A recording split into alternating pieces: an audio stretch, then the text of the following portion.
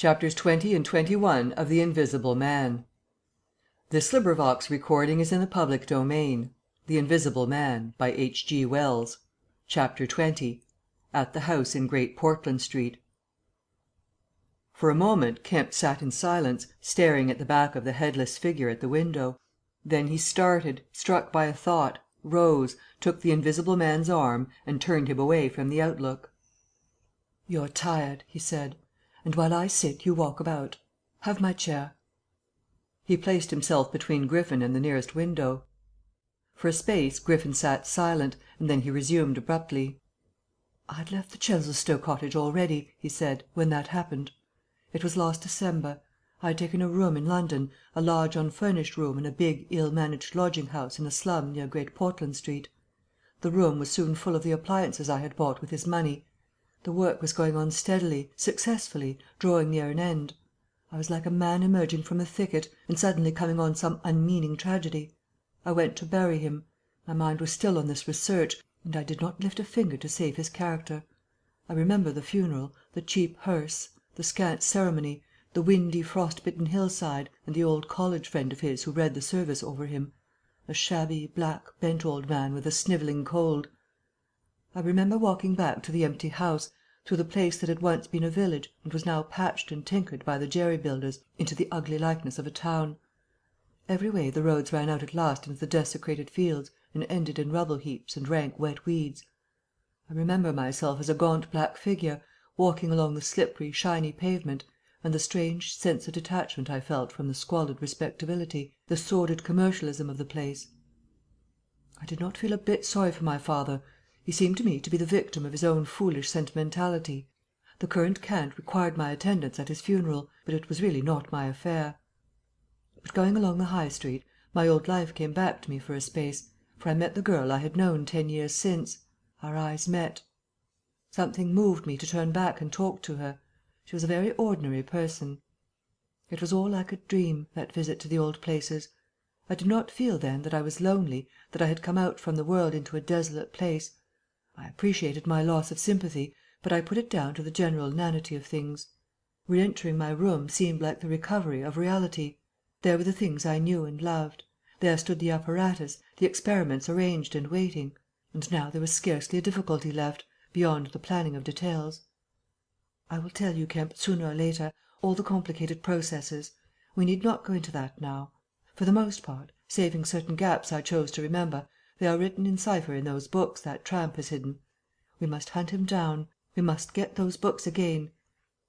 But the essential phase was to place the transparent object whose refractive index was to be lowered between two radiating centres of a sort of ethereal vibration, of which I will tell you more fully later. No, not those Röntgen vibrations. I don't know that these others of mine have been described. Yet they are obvious enough. I needed 2 little dynamos, and these I worked with a cheap gas engine. My first experiment was with a bit of white wool fabric. It was the strangest thing in the world to see it in the flicker of the flashes, soft and white, and then to watch it fade like a wreath of smoke and vanish. I could scarcely believe I had done it. I put my hand into the emptiness, and there was the thing as solid as ever. I felt it awkwardly, and threw it on the floor. I had a little trouble finding it again. And then came a curious experience. I heard a meow behind me, and turning saw a lean white cat, very dirty, on the cistern cover outside the window. A thought came into my head. "Everything ready for you," I said, and went to the window, opened it, and called softly. She came in purring. The poor beast was starving, and I gave her some milk. All my food was in a cupboard in the corner of the room. After that she went smelling round the room, evidently with the idea of making herself at home. The invisible rag upset her a bit. You should have seen her spit at it. But I made her comfortable on the pillow of my truckle bed, and I gave her butter to get her to wash." "And you processed her?" "I processed her. But giving drugs to a cat is no joke, Kemp, and the process failed." "Failed?" "In 2 particulars. These were the claws and the pigment stuff. What is it? At the back of the eye in a cat. You know." "Tapetum." "Yes, the tapetum. It didn't go. After I'd given the stuff to bleach the blood and done certain other things to her, I gave the beast opium and put her and the pillow she was sleeping on the apparatus, and after all the rest had faded and vanished there remained 2 little ghosts of her eyes." "Odd." "I can't explain it. She was bandaged and clamped, of course, so I had her safe. But she woke while she was still misty and meowed dismally, and some one came knocking. It was an old woman from downstairs, who suspected me of vivisecting, a drink-sodden old creature with only a white cat to care for in all the world. I whipped out some chloroform, applied it, and answered the door.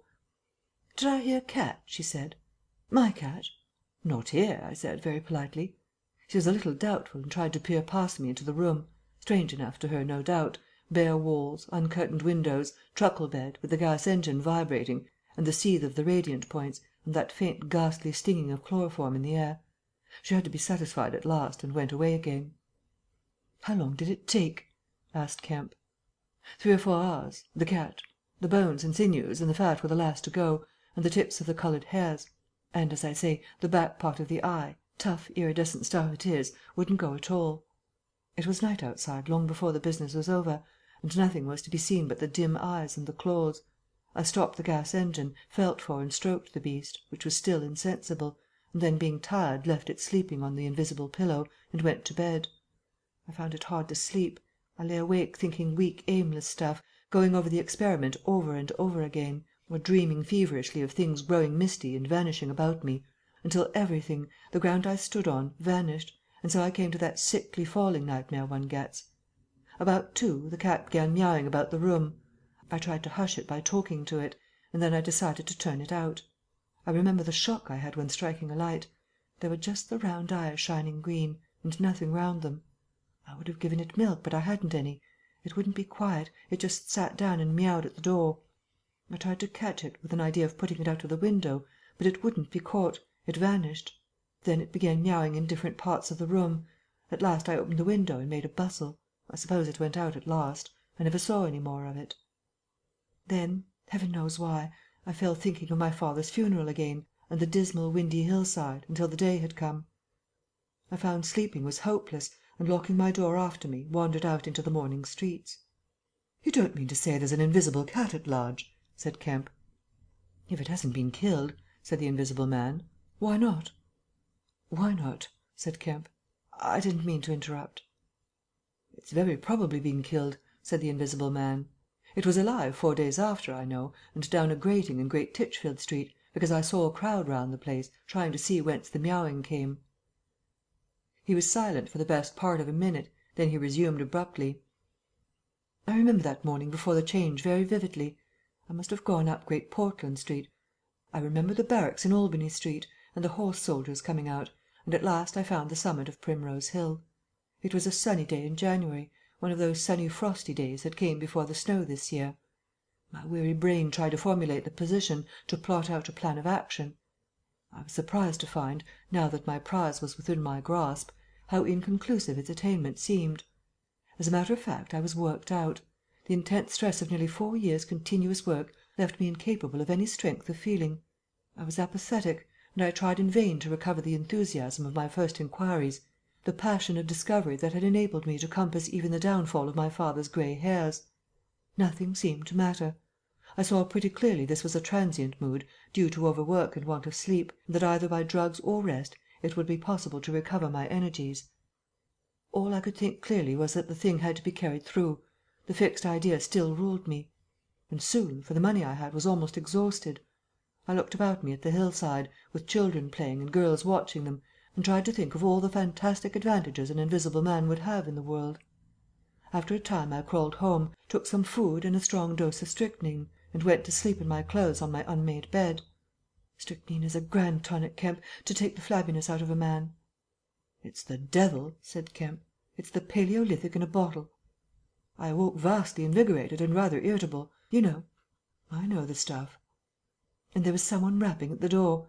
It was my landlord, with threats and inquiries, an old Polish Jew in a long grey coat and greasy slippers. I had been tormenting a cat in the night, he was sure. The old woman's tongue had been busy. He insisted on knowing all about it. The laws in this country against vivisection were very severe. He might be liable. I denied the cat. Then the vibration of the little gas engine could be felt all over the house, he said. That was true, certainly. He edged round me into the room, peering about over his German silver spectacles, and a sudden dread came into my mind that he might carry away something of my secret. I tried to keep between him and the concentrating apparatus I had arranged, and that only made him more curious. What was I doing? Why was I always alone and secretive? Was it legal? Was it dangerous? I paid nothing but the usual rent. His had always been a most respectable house, in a disreputable neighbourhood. Suddenly my temper gave way. I told him to get out. He began to protest, to jabber of his right of entry. In a moment I had him by the collar. Something ripped, and he went spinning out into his own passage. I slammed and locked the door and sat down quivering. He made a fuss outside which I disregarded, and after a time he went away. But this brought matters to a crisis. I did not know what he would do, nor even what he had the power to do. To move to fresh apartments would have meant delay. Altogether I had barely £20 left in the world, for the most part in a bank, and I could not afford that. Vanish. It was irresistible. Then there would be an inquiry, a sacking of my room. At the thought of the possibility of my work being exposed or interrupted at its very climax, I became very angry and active. I hurried out with my 3 books of notes, my cheque book the tramp has them now and directed them from the nearest post office to a house of call for letters and parcels in Great Portland Street. I tried to go out noiselessly. Coming in, I found my landlord going quietly upstairs, yet with the door closed, I suppose. You would have laughed to see him jump aside on the landing as I came tearing after him. He glared at me as I went by him, and I made the house quiver with the slamming of my door. I heard him come shuffling up to my floor, hesitate, and go down. I set to work upon my preparations forthwith. It was all done that evening and night. While I was still sitting under the sickly, drowsy influence of the drugs that decolorize blood, there came a repeated knocking at the door. It ceased, footsteps went away and returned, and the knocking was resumed. There was an attempt to push something under the door, a blue paper. Then, in a fit of irritation, I rose and went and flung the door wide open. "Now then," said I. It was my landlord, with a notice of ejectment or something. He held it out to me, saw something odd about my hands, I expect, and lifted his eyes to my face. For a moment he gaped. Then he gave a sort of inarticulate cry, dropped candle and writ together, and went blundering down the dark passage to the stairs. I shut the door, locked it, and went to the looking-glass. Then I understood his terror. My face was white, like white stone. But it was all horrible. I had not expected the suffering. A night of racking anguish, sickness, and fainting. I set my teeth, though my skin was presently afire, all my body afire. But I lay there like grim death. I understood now how it was the cat had howled until I chloroformed it. Lucky it was I lived alone and untended in my room. There were times when I sobbed and groaned and talked. But I stuck to it. I became insensible and woke languid in the darkness. The pain had passed. I thought I was killing myself, and I did not care. I shall never forget that dawn, and the strange horror of seeing that my hands had become as clouded glass, and watching them grow clearer and thinner as the day went by, until at last I could see the sickly disorder of my room through them, though I closed my transparent eyelids. My limbs became glassy, the bones and arteries faded, vanished, and the little white nerves went lost. I gritted my teeth and stayed there to the end. At last only the dead tips of the finger-nails remained, pallid and white, and the brown stain of some acid upon my fingers. I struggled up. At first I was as incapable as a swathed infant, stepping with limbs I could not see. I was weak and very hungry. I went and stared at nothing in my shaving-glass, at nothing save where an attenuated pigment still remained behind the retina of my eyes, fainter than mist. I had to hang on to the table and press my forehead against the glass. It was only by a frantic effort of will that I dragged myself back to the apparatus and completed the process. I slept during the forenoon, pulling the sheet over my eyes to shut out the light, and about midday I was awakened again by a knocking. My strength had returned. I sat up and listened and heard a whispering. I sprang to my feet and, as noiselessly as possible, began to detach the connections of my apparatus and to distribute it about the room so as to destroy the suggestions of its arrangement. Presently the knocking was renewed and voices called, first my landlord's and then 2 others. To gain time I answered them. The invisible rag and pillow came to hand, and I opened the window and pitched them out on to the cistern cover. As the window opened, a heavy crash came at the door. Someone had charged it with the idea of smashing the lock, but the stout bolts I had screwed up some days before stopped him. That startled me, made me angry. I began to tremble and do things hurriedly. I tossed together some loose paper, straw, packing paper, and so forth, in the middle of the room, and turned on the gas. Heavy blows began to rain upon the door. I could not find the matches. I beat my hands on the wall with rage. I turned down the gas again, stepped out of the window on the cistern cover, very softly lowered the sash, and sat down, secure and invisible, but quivering with anger, to watch events. They split a panel, I saw, and in another moment they had broken away the staples of the bolts and stood in the open doorway. It was the landlord and his 2 stepsons, sturdy young men of 3 or 4 and 20. Behind them fluttered the old hag of a woman from downstairs. You may imagine their astonishment to find the room empty. One of the younger men rushed to the window at once, flung it up and stared out. His staring eyes and thick-lipped, bearded face came a foot from my face. I was half-minded to hit his silly countenance, but I arrested my doubled fist. He stared right through me. So did the others as they joined him. The old man went and peered under the bed, and then they all made a rush for the cupboard. They had to argue about it at length in Yiddish and Cockney English. They concluded I had not answered them, that their imagination had deceived them. A feeling of extraordinary elation took the place of my anger as I sat outside the window and watched these 4 people, for the old lady came in, glancing suspiciously about her like a cat, trying to understand the riddle of my behaviour. The old man, so far as I could understand his patois, agreed with the old lady that I was a vivisectionist.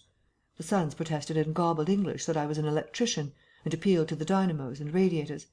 They were all nervous about my arrival, although I found subsequently that they had bolted the front door. The old lady peered into the cupboard and under the bed, and one of the young men pushed up the register and stared up the chimney. One of my fellow lodgers, a costermonger who shared the opposite room with the butcher, appeared on the landing, and he was called in and told incoherent things. It occurred to me that the radiators, if they fell into the hands of some acute, well-educated person, would give me away too much, and watching my opportunity, I came into the room and tilted one of the little dynamos off its fellow on which it was standing, and smashed both apparatus. Then, while they were trying to explain the smash, I dodged out of the room and went softly downstairs. I went into one of the sitting rooms and waited until they came down, still speculating and argumentative, all a little disappointed at finding no horrors and all a little puzzled how they stood legally towards me. Then I slipped up again with a box of matches, fired my heap of paper and rubbish, put the chairs and bedding thereby, led the gas to the affair by means of an india-rubber tube, and waving a farewell to the room, left it for the last time. "You fired the house!" exclaimed Kemp. Fired the house. It was the only way to cover my trail, and no doubt it was ensured. I slipped the bolts of the front door quietly and went out into the street. I was invisible, and I was only just beginning to realize the extraordinary advantage my invisibility gave me. My head was already teeming with plans of all the wild and wonderful things I had now impunity to do. Chapter 21. In Oxford Street. In going downstairs the first time, I found an unexpected difficulty because I could not see my feet. Indeed, I stumbled twice, and there was an unaccustomed clumsiness in gripping the bolt. By not looking down, however, I managed to walk on the level passably well. My mood, I say, was one of exultation. I felt as a seeing man might do, with padded feet and noiseless clothes, in a city of the blind. I experienced a wild impulse to jest, to startle people, to clap men on the back, fling people's hats astray, and generally revel in my extraordinary advantage. But hardly had I emerged upon Great Portland Street, however, my lodging was close to the big draper's shop there, when I heard a clashing concussion and was hit violently behind, and turning saw a man carrying a basket of soda-water siphons and looking in amazement at his burden. Although the blow had really hurt me, I found something so irresistible in his astonishment that I laughed aloud. "The devil's in the basket," I said, and suddenly twisted it out of his hand. He let it go incontinently, and I swung the whole weight into the air. But a fool of a cabman, standing outside a public-house, made a sudden rush for this, and his extending fingers took me with excruciating violence under the ear. I let the whole down with a smash on the cabman, and then, with shouts and the clatter of feet about me, people coming out of shops, vehicles pulling up, I realized what I had done for myself, and, cursing my folly, backed against a shop window and prepared to dodge out of the confusion. In a moment I should be wedged into a crowd and inevitably discovered. I pushed by a butcher boy, who luckily did not turn to see the nothingness that shoved him aside, and dodged behind the cabman's four-wheeler. I do not know how they settled the business. I hurried straight across the road, which was happily clear, and hardly heeding which way I went, in the fright of detection the incident had given me, plunged into the afternoon throng of Oxford Street. I tried to get into the stream of people, but they were too thick for me, and in a moment my heels were being trodden upon. I took to the gutter, the roughness of which I found painful to my feet, and forthwith the shaft of a crawling hansom dug me forcibly under the shoulder-blade, reminding me that I was already bruised severely. I staggered out of the way of the cab, avoided a perambulator by a convulsive movement, and found myself behind the hansom. A happy thought saved me, and as this drove slowly along I followed in its immediate wake, trembling and astonished at the turn of my adventure. And not only trembling, but shivering. It was a bright day in January, and I was stark naked, and the thin slime of mud that covered the road was freezing. Foolish as it seems to me now, I had not reckoned that, transparent or not, I was still amenable to the weather and all its consequences. Then suddenly a bright idea came into my head. I ran round and got into the cab. And so, shivering, scared, and sniffing with the first intimations of a cold, and with the bruises in the small of my back growing upon my attention, I drove slowly along Oxford Street and past Tottenham Court Road. My mood was as different from that in which I had sallied forth 10 minutes ago as it is possible to imagine. This invisibility, indeed! The one thought that possessed me was, how was I to get out of the scrape I was in? We crawled past Mudie's, and there a tall woman with 5 or 6 yellow-labelled books hailed my cab, and I sprang out just in time to escape her, shaving a railway van narrowly in my flight. I made off up the roadway to Bloomsbury Square, intending to strike north past the Museum and so get into the quiet district. I was now cruelly chilled, and the strangeness of my situation so unnerved me that I whimpered as I ran. At the northward corner of the square a little white dog ran out of the Pharmaceutical Society's offices, and incontinently made for me, nose down. I had never realized it before, but the nose is to the mind of a dog what the eye is to the mind of the seeing man. Dogs perceive the scent of a man moving as men perceive his vision. This brute began barking and leaping, showing, as it seemed to me, only too plainly that he was aware of me. I crossed Great Russell Street, glancing over my shoulder as I did so, and went some way along Montague Street before I realized what I was running towards. Then I became aware of a blare of music, and looking along the street saw a number of people advancing out of Russell Square, red shirts and the banner of the Salvation Army to the fore. Such a crowd, chanting in the roadway and scoffing on the pavement! I could not hope to penetrate, and dreading to go back and farther from home again, and deciding on the spur of the moment, I ran up the white steps of a house facing the museum railings, and stood there until the crowd should have passed. Happily the dog stopped at the noise of the band too, hesitated and turned tail, running back to Bloomsbury Square again. On came the band, bawling with unconscious irony some hymn about "When shall we see his face?" and it seemed an interminable time to me before the tide of the crowd washed along the pavement by me. Thud, thud, thud came the drum with a vibrating resonance, and for the moment I did not notice 2 urchins stopping at the railings by me. "See 'em?" said one. "See what?" said the other. "Why, them footmarks, bare, like what you makes in mud." I looked down and saw the youngsters had stopped and were gaping at the muddy footmarks I had left behind me up the newly whitened steps. The passing people elbowed and jostled them, but their confounded intelligence was arrested. Thud, thud, thud, when thud shall we see thud his face, thud, thud. "There's a barefoot man gone up them steps, or I don't know nothin'," said one. "And he ain't never come down again, and his foot was a bleeding." The thick of the crowd had already passed. "Look there, Ted," quoth the younger of the detectives, with the sharpness of surprise in his voice, and pointed straight to my feet. I looked down and saw at once the dim suggestion of their outline sketched in splashes of mud. For a moment I was paralyzed. "Why, that's rum," said the elder. "Dashed rum. It's just like the ghost of a foot, ain't it?" He hesitated and advanced with outstretched hand. A man pulled up short to see what he was catching, and then a girl. In another moment he would have touched me. Then I saw what to do. I made a step, the boys started back with an exclamation, and with a rapid movement I swung myself over into the portico of the next house. But the smaller boy was sharp-eyed enough to follow the movement, and before I was well down the steps and upon the pavement he had recovered from his momentary astonishment, and was shouting out that the feet had gone over the wall. They rushed round and saw my new footmarks flash into being on the lower step and upon the pavement. "What's up?" asked someone. "Feet, look! Feet running!" Everybody in the road, except my 3 pursuers, was pouring along after the Salvation Army, and this blow not only impeded me but them. There was an eddy of surprise and interrogation.